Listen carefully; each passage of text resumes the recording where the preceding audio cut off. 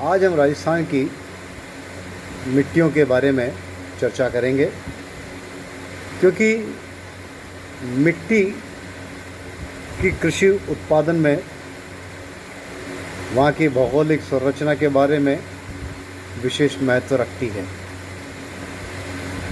किसी भी क्षेत्र को जानने के लिए वहाँ की जैव विविधता, वहाँ के जल स्रोतों की प्रकृति,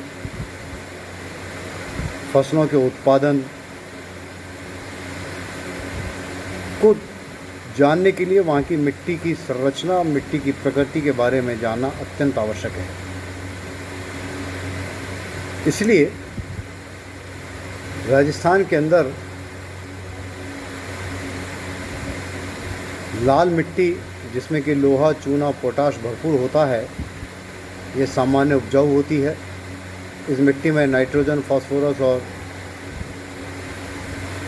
ह्यूमस का अभाव पाया जाता है। यह मिट्टी अजमेर, किशनगढ़, उदयपुर, डूंगरपुर, बांसवाड़ा, अरावली के पूर्वी क्षेत्रों में पाई जाती है। गेहूँ, मक्का, मूंगफली और कपास इसकी प्रमुख उपज हैं। काली मिट्टी, ये काले रंग की होती है, जिसमें पोटाश और चूने की मात्रा पर्याप्त मात्रा में होती है। फास्फोरस एसिड और ह्यूमस की कमी रहती है। यह मिट्टी कपास एवं गन्ने के लिए उपयुक्त रहती है।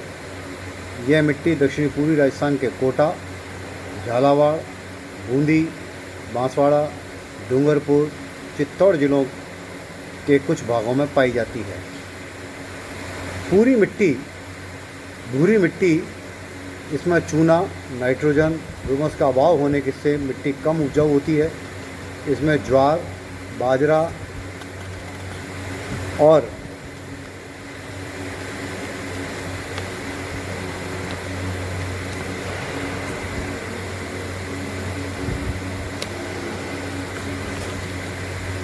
मूंगफली जैसी फसल बोई जाती है। यह सिरोही, सीकर, पाली, झुंझुनू जिलों में पाई जाती है। कछारी मिट्टी, इसे दोमट मिट्टी भी कहा जाता है, जो सर्वाधिक उपजाऊ मिट्टी होती है। इसमें पोटाश, फास्फोरस पर्याप्त मात्रा में पाया जाता है, किंतु नाइट्रोजन का अभाव होता है, जो खाद देकर दूर किया जा सकता है। यह मिट्टी जयपुर, भरतपुर, अलवर, गंगानगर, कोटा, टोंक, चित्तौड़, भीलवाड़ा और बूंदी जिलों में पाई जाती है। गेहूँ, कपास, गन्ना, जौ यहाँ की प्रमुख फसल है। लाल और पीली मिट्टी, यह मिट्टी बहुत कम उपजाऊ होती है। ये अजमेर, सवाई माधोपुर, भीलवाड़ा, उदयपुर और सिरोही के कुछ भागों में पाई जाती है। यहाँ मूंगफली, ज्वार और बाजरा प्रमुखता से बोया जाता है। मिश्रित लाल काली मिट्टी, ये अपेक्षाकृत कम उपजाऊ होती है और इसमें सभी प्रकार की फसलें बोई जाती हैं। यह भीलवाड़ा, चित्तौड़, उदयपुर, डूंगरपुर, बांसवाड़ा में पाई जाती है। रेतीली मिट्टी, ये जैसलमेर के रेगिस्तानी भागों में पाई जाती है। बीकानेर, जोधपुर, जैसलमेर, बाड़मेर, चूरू, नागौर, सीकर, झुंझुनू, जयपुर के उत्तर पश्चिम भाग में पाई जाती है। इस मिट्टी में लवण की अधिकता होने के कारण उपजाऊ शक्ति कम होती है। बाजरा, ज्वार, मूंग, मोठ की फसलें प्रमुखता से होती हैं। जहाँ सिंचाई की पर्याप्त सुविधाएं हैं, वहाँ गन्ना, कपास, गेहूँ, तिलहन की भी खेती होती है।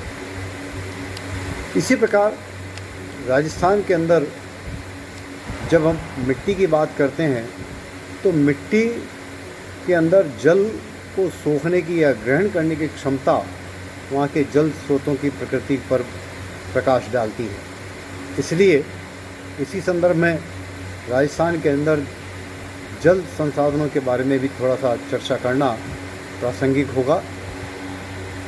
राजस्थान के अंदर दो तरीके के जल के संसाधन हैं, उपलब्ध हैं। एक तो सतही स्तर पर, जिसमें नदियाँ, झीलें और तालाब हैं, और दूसरा है भूगर्भीय जल संसाधन, जिसमें कुएं और नलकूप आते हैं।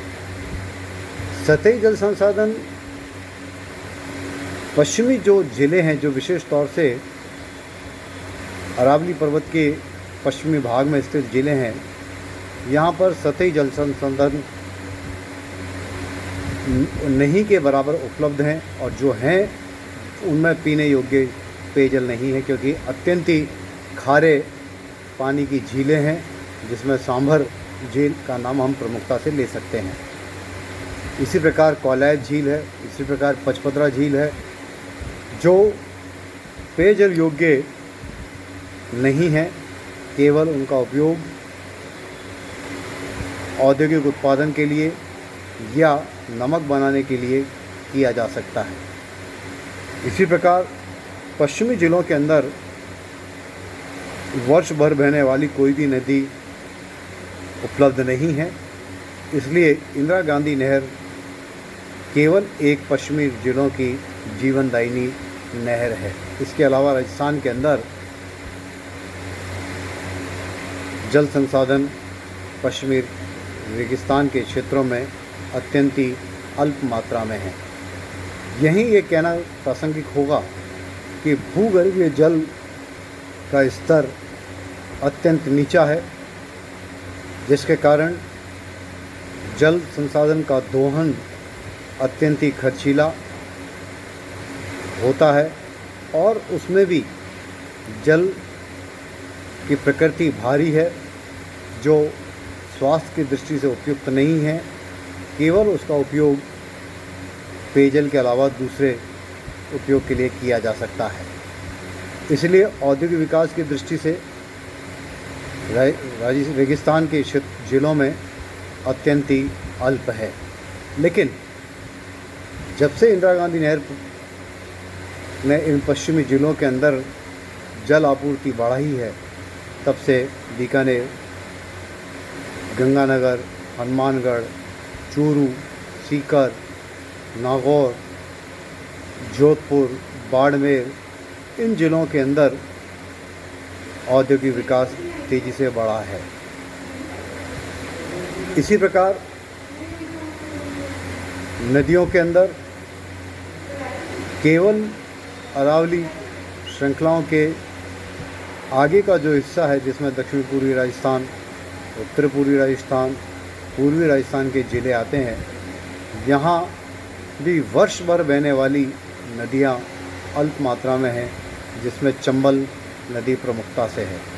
अन्य सभी नदियों में वर्ष भर जल की उपलब्धता नहीं रहती है, वे केवल बरसाती नदियाँ बनकर रह गई हैं। भारी मात्रा में कृषि भूमि से औद्योगिक भूमि या आवासीय भूमि में परिवर्तन, अनियोजित नगरीकरण के कारण जल स्रोतों के मार्गों पर अतिक्रमण हो जाने के कारण नदियों, तालाबों, झीलों की स्थिति दयनीय होती जा रही है।